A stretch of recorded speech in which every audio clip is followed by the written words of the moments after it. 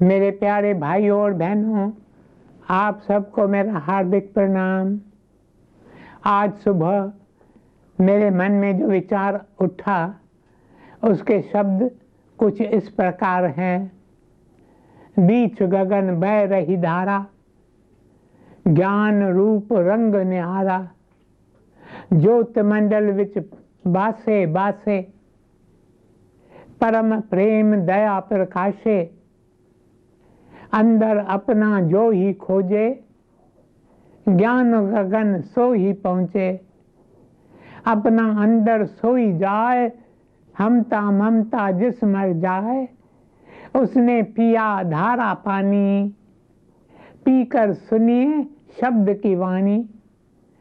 पीकर राम रस पाया, नाम नदी में निहाया निहाया।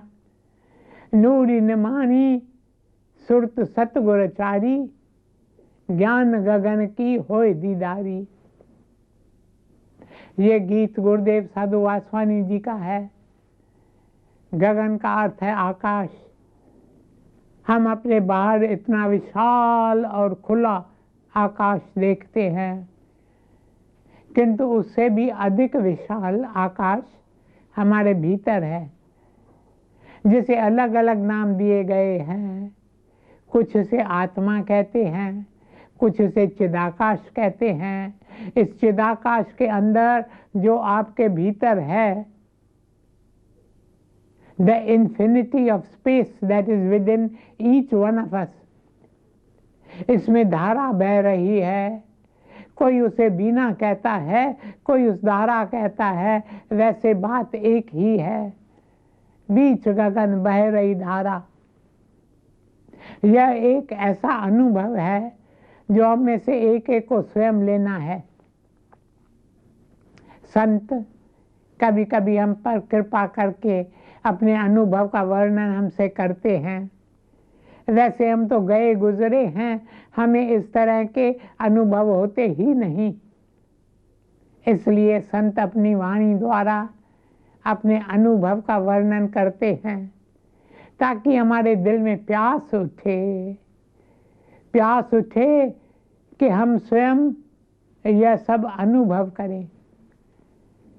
मेरे प्यारे भाइयों और बहनों, देखा जाए तो हम सब बिल्कुल नास्तिक हैं।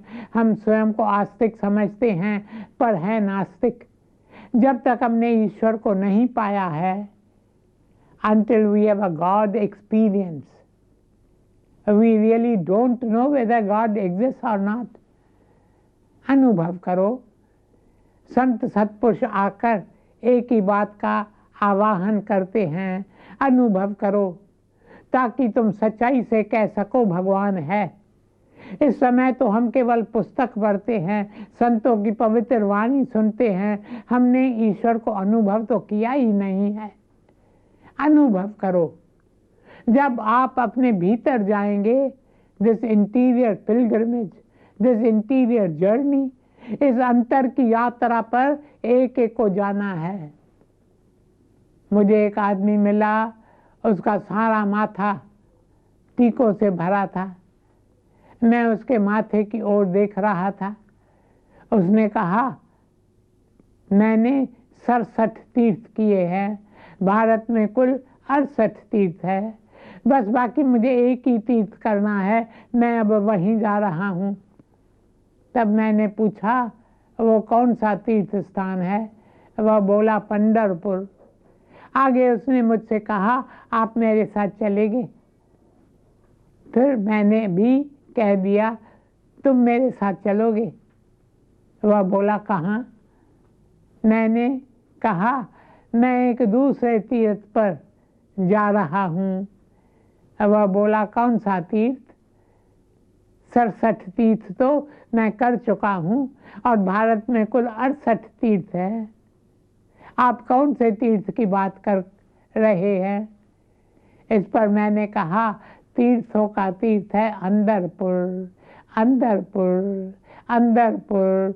अगर तुम पंढरपुर गए तो क्या हुआ? पंढरपुर तो कई लोग होकर आए हैं, तुम अंदरपुर चलोगे?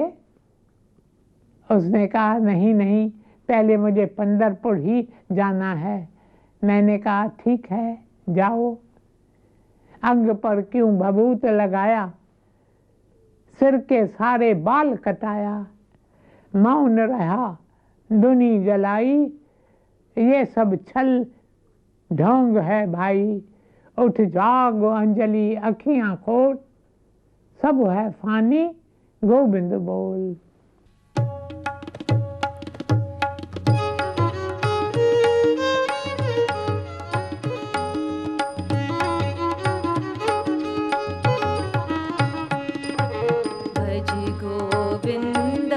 भज गोविंदम भजो रे भाई गोविंदम। भज गोविंदम भजो रे भाई गोविंदम।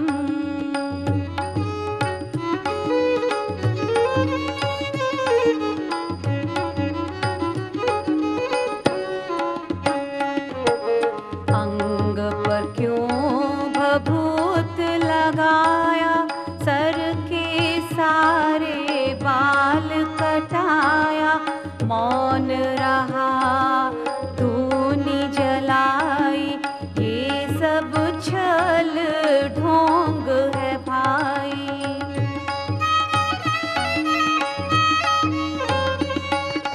अंग पर क्यों भभूत लगाया, सर के सारे बाल कटाया, मौन रहा धूनी जलाई, ये सब छल ढोंग है भाई।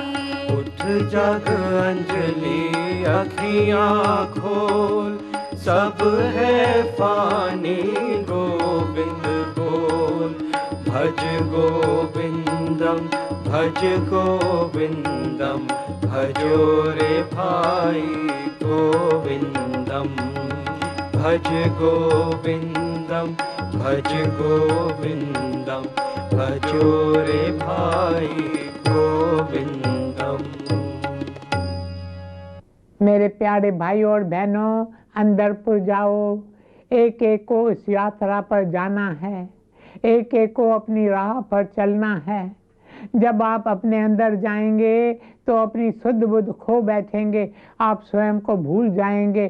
स्वयं को भूलना बहुत ज़रूरी है, क्योंकि जब तक स्व है तब तक भटकना ही भटकना है। देखिए, जब आप ध्यान में बैठते हैं तो मन कितना भटकता है। बेकार की बातें जिनके बारे में आपने कभी सोचा भी नहीं होगा, वे बातें आकर आपको सताने लगेगी। जब आप स्वयं को भूलकर अंदर जाएंगे तो आप एक नए पथ पर चलने लगेंगे। हमें इसी के लिए तो यह मानव जन्म मिला है, इसमें ही सच्चा आनंद है। आपने और कई सुख भोगे हैं, जैसे स्वाद का सुख, इंद्रियों का ऐशो आराम, घूमने फिरने का सुख। पर यह सुख बिल्कुल अलग प्रकार का है। इसके लिए ज़रूरी है कि आप प्रतिदिन कुछ देर एकांत में बैठकर ध्यान करें। फिर भगवान की कृपा से आप अपने अंतर की गहराइयों में उतर सकेंगे। उसके बाद आपको अनुभव मिलेंगे। मेरे प्यारे भाई और बहनों, और कुछ नहीं तो कम से कम शुरू में 15 मिनट ही ध्यान में बैठें। यदि ध्यान करने से मन भटकता है या फिर ऊँघने लगते हो, अगर ऊँघने लगते हो तो भी आप धन्य हो, क्योंकि सुबह ब्रह्म मुहूर्त के समय भगवान के फरिश्ते अपने साथ अमृत लेकर निकलते हैं, और जो ध्यान में बैठते हैं और ऊँघते हैं उन्हें ऊँघने दो। जो लेटे रहते हैं उन पर अमृत नहीं बरसाते, जो बैठे रहते हैं उन पर अमृत बरसाते हैं। इसलिए लेटने से अच्छा है बैठकर ऊँघते रहो। दूसरी बात, यदि ध्यान में बैठने से आपका मन भटक रहा है तो प्रभु से बातें करो, उन्हें अपने दिल का हाल सुनाओ। शुरू में ऐसा ही करो। आपको कितनी सारी तकलीफ़ें हैं, आपको कितने सारे प्रॉब्लम्स हैं, सब ईश्वर को बता दो। फिर जब ध्यान से उठो और अपना काम काज करने लगो तो नाम जपते रहो। पर अगर आप ध्यान नहीं कर सकते तो भजन गाओ। फिर स्वतः ही आपके दिल में ध्यान करने की प्यास जागने लगेगी। बीच गगन बह रही धारा। हाँ, तो जैसा मैंने कहा कि ध्यान करना ज़रूरी है। पहले 15 मिनटों से शुरू करो, फिर धीरे धीरे समय बढ़ाते जाओ। फिर आपकी ऐसी अवस्था हो जाएगी कि आप 3 घंटे लगातार ध्यान में बैठ पाएंगे और अपने भीतर बीना की आवाज़ को सुन पाएंगे। शुरू में मन अवश्य भटकेगा, इसलिए शुरू में आप प्रभु से बातें करें, उनसे कोई नाता जोड़ें। जिस रूप में चाहें उस रूप में उनसे नाता जोड़ें। चाहें तो भगवान श्री कृष्ण से नाता जोड़ें या फिर श्री राम से नाता जोड़ें, चाहे तो गुरु नानक देव जी से नाता जोड़ें या भोलेनाथ से नाता जोड़ें। सब रूप उस एक के ही हैं, पर आप किसी भी एक रूप से नाता जोड़ें। फिर आप उनसे कहें, तुम मेरी माता हो, या तुम मेरे पिता हो, या तुम मेरे भ्राता हो, या तुम मेरे बंधु हो, या तुम मेरे दिल भर हो। जो भी नाता आप प्रभु से जोड़ेंगे उसी रूप में प्रभु आपके पास आएंगे। दूसरी बात, अगर आपको लगे कि ध्यान में बैठने से मन भटक रहा है तो आपने पिछले 24 घंटों में जो किया है, मानो अभी 8 बजे हैं तो ऐसे शुरू कीजिए, भाई मैं यहाँ 8 बजे आया, उसके पहले मैंने ये काम किया, उसके पहले ये काम किया। उस तरह सोचिए कि कल शाम 8 बजे तक आपने क्या क्या किया। ऐसा करने से आपको पता चलेगा कि कई बातें हैं जो आपको करनी चाहिए थी, वे आपने नहीं की, और कई ऐसी बातें हैं जो आपको नहीं करनी चाहती थी, वे आपने की है। Acts of commission and acts of omission. उसके बाद भगवान से क्षमा मांगो।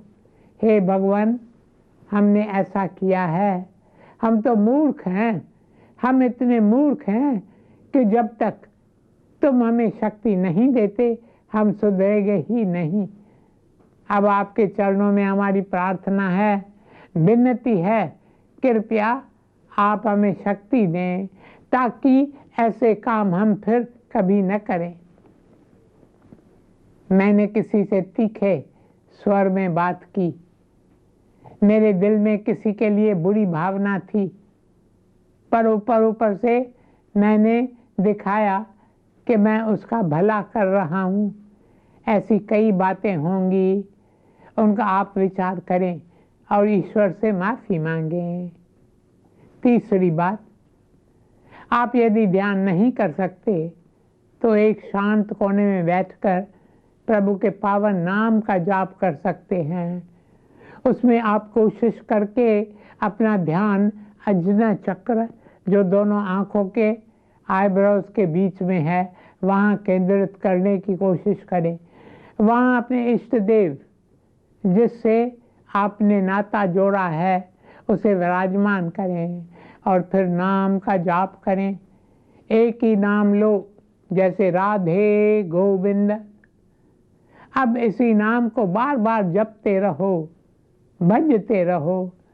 राधे गोविंद, राधे गोविंद, राधे गोविंद, भजो रे भाई राधे गोविंद।